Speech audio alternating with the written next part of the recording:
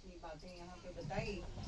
इस बात से मुझे एक बात और भी याद आई कि हम बच्चों को जब स्कूल में फॉरेस्ट इंट्रोड्यूस करते हैं तब हम उनको ये भी बात बताते हैं, जस्ट इमेजिन अगर चींटी फॉरेस्ट में ना हो तो जो कीड़े मकोड़े होते हैं वो अगर फॉरेस्ट में ना हो तो फॉरेस्ट की हालत क्या होगी। साल भर अगर पत्ते गिरते रहेंगे और वहां पे नीचे ये जो इन्होंने बताया जो जीवाणु नहीं होते तो वो फॉरेस्ट क्या होगा। तो वो जरूरी है, तो हर लाइफ साइकिल जो होती है वो वहाँ पे जरूरी होती है। अब मैं हमारे यहाँ पे अगले स्पीकर हमारे हैं धनजी भाई छेड़ा। बहुत ही पिछले 2 दशकों से कच्छ में बसे हुए हैं और बहुत ही अच्छा इनका एक्सपीरियंस रहा है। तो आज अपना एक्सपीरियंस और हमें कुछ बताते हुए धनजी भाई, थैंक यू। नमस्ते। जरा वॉल्यूम बराबर से। हाँ सब बराबर। वहाँ सुपर चेयर दिया।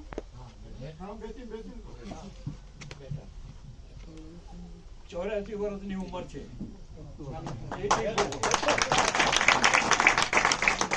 और उसका सीक्रेट भी आपको बताऊंगा।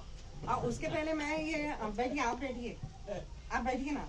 तो अगर 84 वर्ष की उम्र है तो सोचिए किस जिंदगी के किस टाइम पे किस मोड़ पे इन्होंने अपनी जिंदगी में मोड़ लाना सोचा है। अगर मैं ऐसे सोचूं कि मैं 30 साल की हूं और मैं अभी सोचूं क्या बाद में करूं, 50 पे सोचूं अभी करूं या बाद में करूं, तो वो दिन कब आएगा। तो uncle ji, that's really fantastic. So almost at 70 when he thought of changing over, right? Yeah, that's fantastic. Thank you. 70 years की मेरी उम्र हुई मुंबई में। 55 साल मुंबई में धंधे में रहा और एक दिन दिमाग में आया कि रिटायर होना है। रिटायर तो सबको ही होना है। तो मैंने मेरी वाइफ को पूछा कब जाएंगे, कब जाके रिटायर होंगे। उन्होंने बोला हाँ हम साथ में चले। तो 14 साल हो गए हमको। मेरी खेती भी थी और गाय पालन का भी अनुभव लिया, खेती का अनुभव लिया। दिमाग में बहुत बातें घूम रही थी कि रिटायर होके क्या करना। ऐसे फालतू टाइम टीवी के सामने बैठ के गंवाना है तो मेरे खुशी की बात नहीं है मेरे लिए। तो मैंने सोचा कि कुछ डेवलपमेंट का काम सोचें और करें।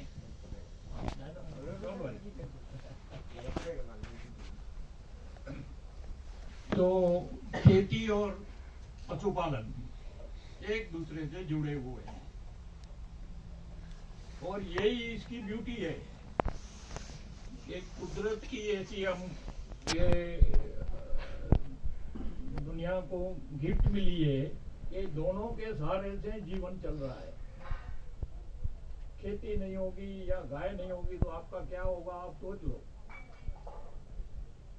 तो ये हिसाब से मैंने तब ये स्टडी चालू की है। मेरे लिए नई बात थी क्योंकि बॉम्बे में था तभी मेरा कंस्ट्रक्शन का बिजनेस था।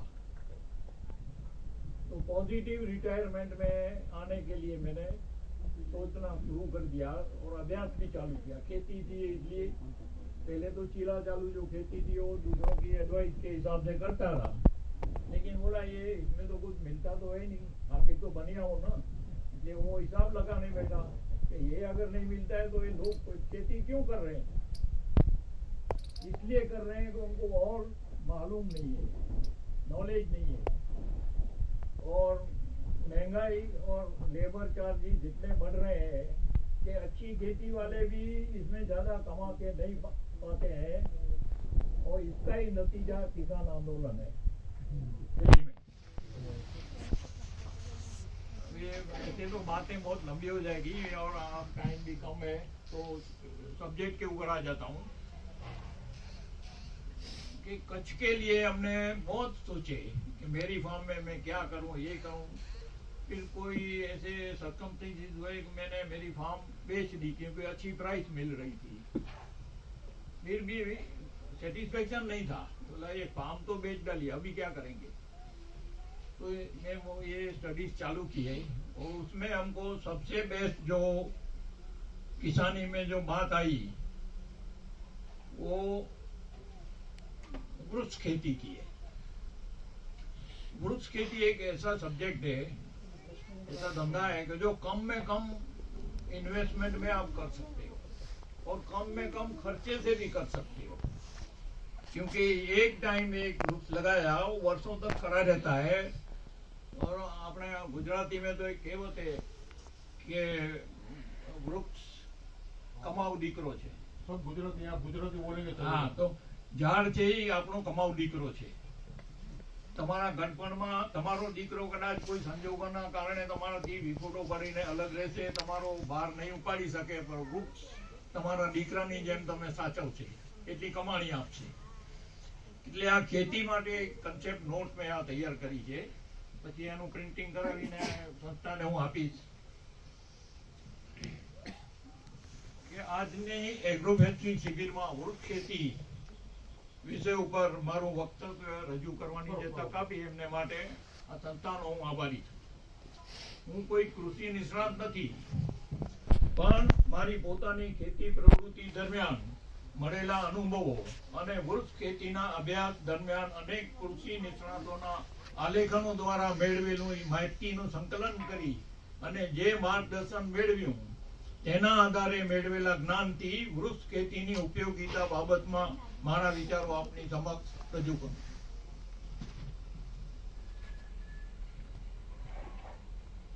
મુખ્ય વિષયો પર રજૂઆત કરું કે પહેલા વૃક્ષનું મહત્વ સમજી લઈએ।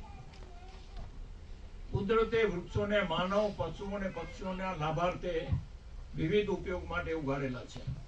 વૃક્ષો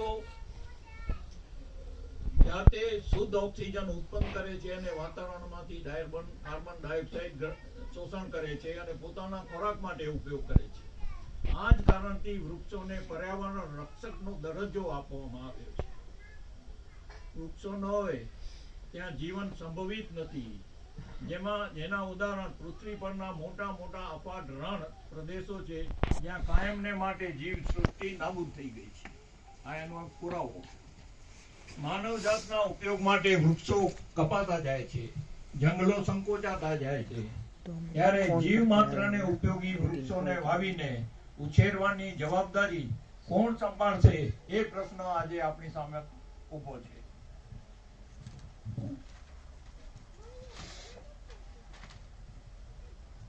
કચ્છના વન વિભાગ ખાતાની વૃક્ષારોપણની બધી યોજનાઓ દર વર્ષે કરોડો રૂપિયાનો ખર્ચ કરવા છતાં જંગલ ખાતાની જમીનોમાં વૃક્ષો ઉછેરવામાં નિષ્ફળ પુરવાઈ થઈ છે। કરોડો ખર્ચાઈ ગયા, ઝાડ ઉગ્યા નથી, વાવાય પણ ઉગે નહીં। કૃષિ વૈજ્ઞાનિકોના અભ્યાસ, તર્ક અને તથ્યો આધારિત સલાહ પ્રમાણે વૃક્ષોની ખેતી કરવા તરફ પ્રયાણ કરીને કચ્છની ધરતી પર કરોડો વૃક્ષોનું વાવેતર કરી અને નવફલવિત કરવાનો પુરુષાર્થ આ સમસ્યા હલ કરવામાં આપણું યોગદાન આપીએ એ સમયની માંગ છે। આ સંદર્ભમાં કચ્છના પ્રગતિશીલ ખેડૂતો, બધા તો નહીં કરે પણ જે પ્રગતિશીલ વિચારણા હોય એ પહેલ કરે, પછી બીજા એને અનુસરશે। ધંધાકીય રીતે વૃક્ષ ખેતીના પ્લાન્ટેશનો ઊભા કરીને કરોડો વૃક્ષોના માધ્યમથી પર્યાવરણની રક્ષા કરવાની સાથોસાથ કમાણી કરવાની તકોનો લાભ લેવા તત્પર બને એવી મારી અભિલાષા છે।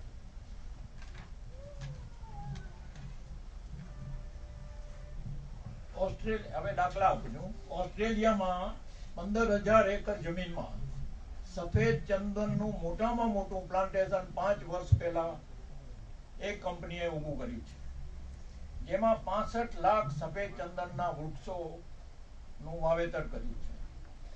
પિયતના પાણી માટે પોતાનો એક ડેમ બનાવ્યો છે, અલગ પોતાની જમીનમાં એક ડેમ બનાવ્યો। 15 વર્ષ પછી આ ચંદન વૃક્ષોનું કટિંગ કરવામાં આવશે ત્યારે કંપનીને એક ચંદન વૃક્ષની કિંમત ત્યારના ભાવની 15 વર્ષ પછીના 1.5 લાખ રૂપિયા પ્રમાણે, એક વૃક્ષની કિંમત 1.5 લાખ પ્રમાણે ગણતા 16મે વર્ષે કટિંગ કરશે ત્યારે કંપનીને 975 અબજ રૂપિયાની આવક થશે। અને આ કંપનીઓ જયારે આટલું મોટું રોકાણ 15 વર્ષના ખર્ચ નિભાવીને કરતી હોય તો બધી ગણતરી તો કરેલી જ હોય ને કે આ રૂપિયા જાય ને આમાં અબજો રૂપિયાનું રોકાણ છે, એવી આ કંપનીની ધારણા છે. આ ચંદનના લાકડાનો ઉપયોગ પરફ્યુમરી અને કોસ્મેટિક ઉપયોગમાં કરવામાં આવશે. આ ચંદનનો દાખલો. એવા બીજા તો દરેક વૃક્ષના દાખલા છે. વિશ્વના અનેક દેશોએ કાગળની મિલો, પ્લાયવુડ ફેક્ટરીઓ, ઇમારતી લાકડા ઉદ્યોગોની જરૂરિયાત પૂરી કરવા માટે મોટા મોટા પ્લાન્ટેશનો ઊભા કરવામાં આવ્યા છે દુનિયામાં, બધા દેશોમાં. ભારતમાં પણ કાગળની મિલો માટે નીલગિરી અને સુબાબુલ તેમજ વાંસના પ્લાન્ટેશનો ઊભા કરવામાં આવ્યા છે. ગુજરાતમાં ઘણા વર્ષોથી ખેડૂતો નીલગિરી, સુબાબુલ, સરુ, વાંસ અને મરમાલ લીમડાના પ્લાન્ટેશન દ્વારા આવક મેળવે છે. હવે આપણે કચ્છની વાત કરીએ.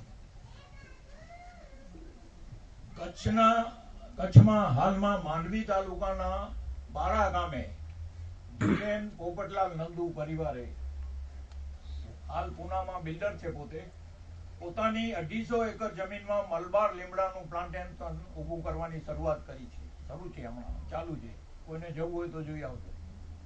કચ્છમાં જેમ ખેડૂતોએ બાગાયત હેઠળ ખારેક, નારિયેળ, કેસર કેરી, કેળા, પપૈયા, દાડમ, ડ્રેગન ફ્રૂટના પ્લાન્ટેશનો ઊભા કર્યા છે, તેવી જ રીતે કચ્છમાં ઘનિષ્ઠ વૃક્ષ ખેતીના પ્લાન્ટેશનો ઊભા કરવામાં ઝંપલાવે એવી મારી ભલામણ છે.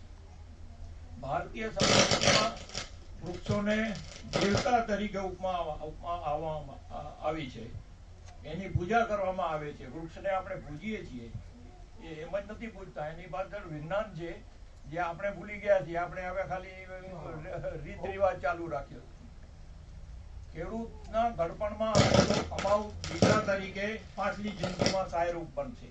તમારો દીકરો પરદેશ ચાલુ ગયો કે તમારાથી અલગ રહેતો વૃક્ષ તમને એની કમાણી આપશે, એમાંથી તમારું ઘડપણ તમે પસાર કરી શકો.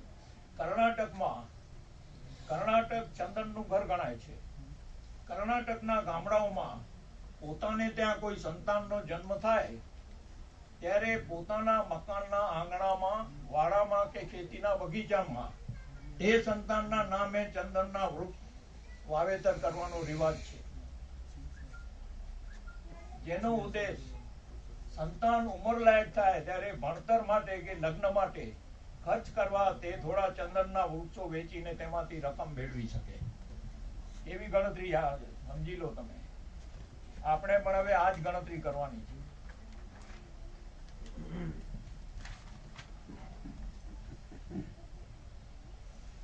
હાલના સમયમાં ભારતભરમાં લાકડાની ખપત વધતી જાય છે. લાકડા આધારિત અનેક ઉદ્યોગો સ્થપાઈ ગયા છે. ભારતમાં જંગલો કાપવાની મનાઈ હોવાથી પરદેશથી લાકડાની આયાત મોટા પ્રમાણમાં કચ્છના કંડલા અને મુન્દ્રા બંદરે થાય છે. લાકડા આધારિત ઉદ્યોગોની વધતી જતી જરૂરિયાત પૂરી કરવા ભારતમાં વૃક્ષ ખેતી એટલે એગ્રો ફોરેસ્ટ્રી વધારવી જરૂરી છે. ભારતભરના પ્રગતિશીલ ખેડૂતો ચીલાચાલુ પાકોની ખેતી તજી અને વૃક્ષ ખેતી તરફ વળી રહ્યા છે. સરકાર પણ વૃક્ષ ખેતીને પ્રોત્સાહન આપે છે. કચ્છના સંદર્ભમાં વૃક્ષ ખેતી વિશે વિચારતા તેનું ભાવિ ઉજળું દેખાય છે. ઘર આંગણે કચ્છના અંજાર, ગાંધીધામ, ભચાઉ વિસ્તારમાં 2000 થી વધારે 100 મિલો અને પ્લાયવુડ ફેક્ટરીઓ તેમજ ઇમારતી લાકડાની વખારો ધમધમી રહી છે, જેના કારણે કચ્છમાં પ્લાન્ટેશનોમાં ઉગાડેલા વૃક્ષોના લાકડાનું વેચાણ કરવાની બજાર હાજર છે. એટલે આપણે લાંબે જવાનું નથી. જો ઉગાડીએ તો વેચશું કે આ પ્રશ્ન આવતો હોય તો આનો ઉકેલ છે. આજે આપણે કચ્છમાં વૃક્ષ ખેતી એગ્રો ફોરેસ્ટ્રીની શક્યતા ઉપર હમણાં વિચાર કરશું. વૃક્ષોમાં જુદા જુદા ઝાડોને કાપવાનો સમય 3 થી 15 વર્ષ ગાળાનો હોય છે. કચ્છના ખેડૂતો આટલા લાંબા ગાળાની વૃક્ષ ખેતી કરવા તૈયાર નથી. એનું એક કારણ, આ સમસ્યાનો ઉકેલ કૃષિ વૈજ્ઞાનિક ડોક્ટર વિઠ્ઠલભાઈ જે પટેલ ભાવનગર વાળા, એમણે સ્થાપેલ જીવરાજભાઈ પટેલ વન વિજ્ઞાન કેન્દ્ર, ખોડિયાર મંદિર રોડ, સિયોર, જિલ્લો ભાવનગર માં તેમણે પોતાના જ ફાર્મ ઉપર વૃક્ષ ખેતીના અલગ અલગ વૃક્ષોના મોડેલ પ્લાન્ટેશન હેઠળ અખતરા કરીને સંશોધન કાર્ય કર્યું છે. જેમાં તેમણે કચ્છ સૌરાષ્ટ્રના વિસ્તારોમાં વૃક્ષ ખેતી માટે નીલગીરી, સુબાબુલ, સરુ, બકામ લીમડો, ચંદન, સેવન, સાગ, અરડુસો અને વાંસ જેવા વૃક્ષો પસંદ કરી ને જાતે વાવેતર કર્યું અને તેના પરિણામોની નોંધ કરી છે. વૃક્ષ ખેતીમાં એવા ઝાડો પસંદ કર્યા છે કે જેની ઘટા મર્યાદિત હોય અને છાંયડો પાંખો હોય, જેથી વચ્ચેના બટામાં જે પાકો હોય, ટૂંકા ગાળાના જે પાકો હોય તેની ઉપર એની અસર પડતી નથી.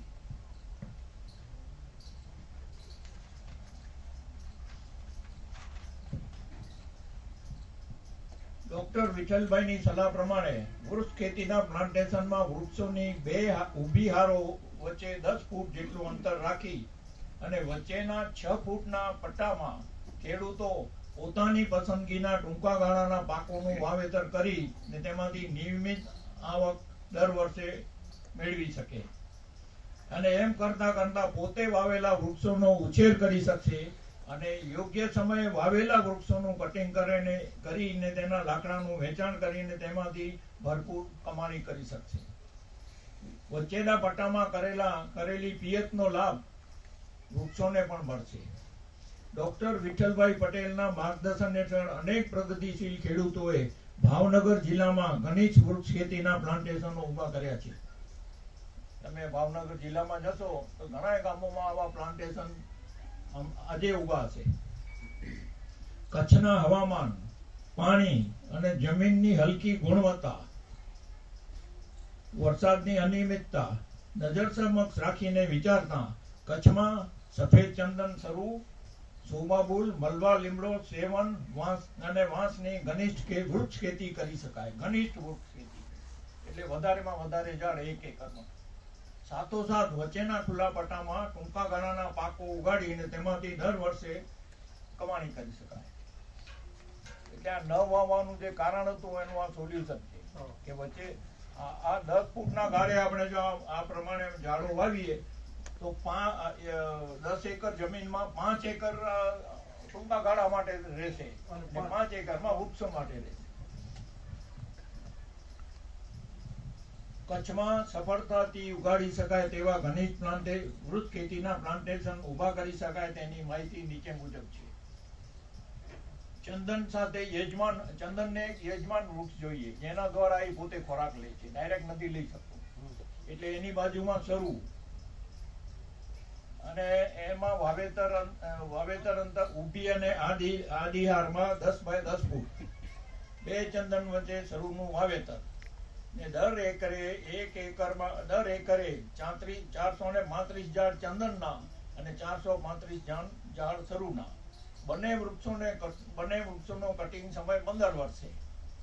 વેચાણ અને એનો ઉપયોગ સફેદ ચંદનના લાકડા તરીકે અને સરુના લાકડાનું બાંધકામના ઉદ્યોગ માટે. મલબાર લીમડાનું ઘનિષ્ઠ પ્લાન્ટેશન. દરેક ઊભી હારમાં 4 ફૂટ અંતરે વાવેતર કરવું ને દર એકરે 1000 ઝાડ થાય. કટિંગ સમય 3, 6 અને 9 વર્ષે. કટિંગ કર્યા બાદ ફરીથી નવેસરથી વાવેતર. એટલે 9 વર્ષ સુધી તમારે ફરીથી વાવવાની જરૂર નહીં. એ પાછા ફરી ફૂટે. એટલે વાવેતર કરવાનો કોઈ ખર્ચો નહીં. અથવા કટિંગ એનું 8 અને 15 વર્ષે જો કરીએ તો પ્લાયવુડ અને ઇમારતી લાકડા તરીકે એના લાકડા મળે. પ્લાયવુડ ઉદ્યોગમાં વધુમાં વધુ ઉપયોગ હમણાં મલબાર લીમડાનું થઈ રહ્યું છે.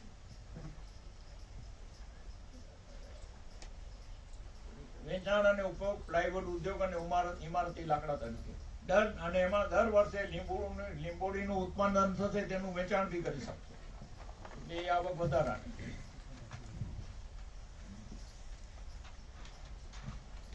સુબાબુલનું ઘનિષ્ઠ વાવેતર એવી જ રીતે 4 ફૂટ અંતરે 100 એકરે 1000 ઝાડ. કાપવાનો સમય 3 વર્ષે, 6 વર્ષે, 9 વર્ષે અને ત્યારબાદ નવેસરથી વાવેતર અને એનો વેચાણ અને ઉપયોગ. એટલે એના ગ્રાહકો કોણ? કાગળ ઉદ્યોગ અને બાંધકામ ઉદ્યોગ. વાંસનું ઘનિષ્ઠ પ્લાન્ટેશન તો સાહેબે આપ સમજાવ્યું એટલે હવે એના ઉપર હું બોલતો નથી. ચંદન સિવાય બધા વૃક્ષો ફરી ફૂટે છે. તેથી વાવેતર કરવાના તમામ ખર્ચની બચત થાય છે અને ઉપરોક્ત બધા ખનીજ પ્લાન્ટેશનોમાં વચ્ચેના 6 ફૂટના ગાળામાં પાકો વાવીને દર વર્ષે નિયમિત કમાણી થશે.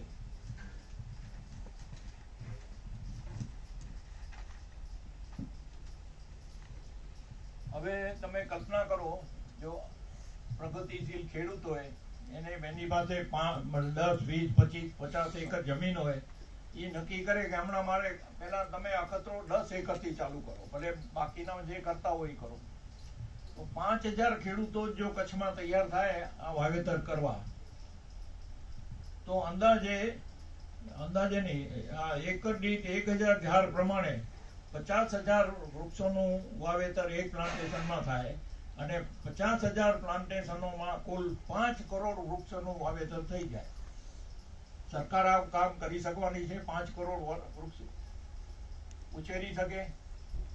જ્યારે આ તો વાતમાં ઉછેરાઈ જશે અને એનાથી પર્યાવરણની શુદ્ધિ, ખેડૂતને આવક અને લોકોને રોજગારી મળશે. એટલે આની કિંમત રૂપિયામાં આંકી શકાય એમ નથી.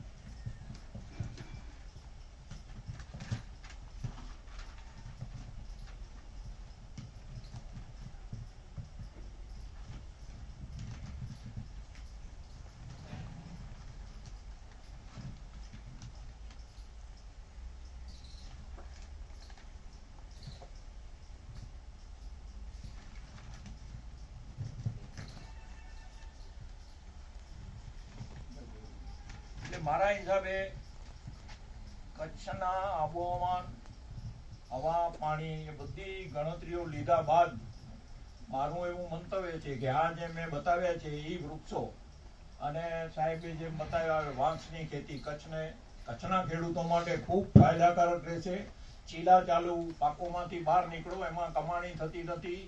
એમાં ફર્ટિલાઇઝર કંપનીઓ અને દવા પેસ્ટિસાઇડ કંપનીઓ કરોડપતિ થઈ ગઈ ને ખેડૂતના લુગડા ઉતરી ગયા. એટલે એ આ પ્રશ્નનો ઉકેલ કઈક નવી દિશા છે અને એમાં થોડા પ્રગતિશીલ ખેડૂતો જો શરૂઆત કરશે તો આ ખેતી, વૃક્ષ ખેતી બધી રીતે ફાયદાકારક છે. પર્યાવરણ માટે, પોતા માટે, આ ઉદ્યોગોની રો મટીરિયલ માટે, જેની માંગ કોઈ દિવસ ઘટવાની નથી. એટલે તમને બજાર કાયમ મળ્યા કરશે. ધન્યવાદ.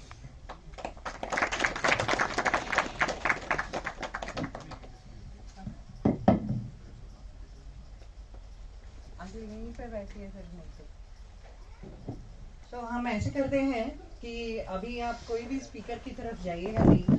4:30 बजे हैं एंड काढ़ा भी रेडी है, तो बायो ब्रेक लेना है तो एंड फिर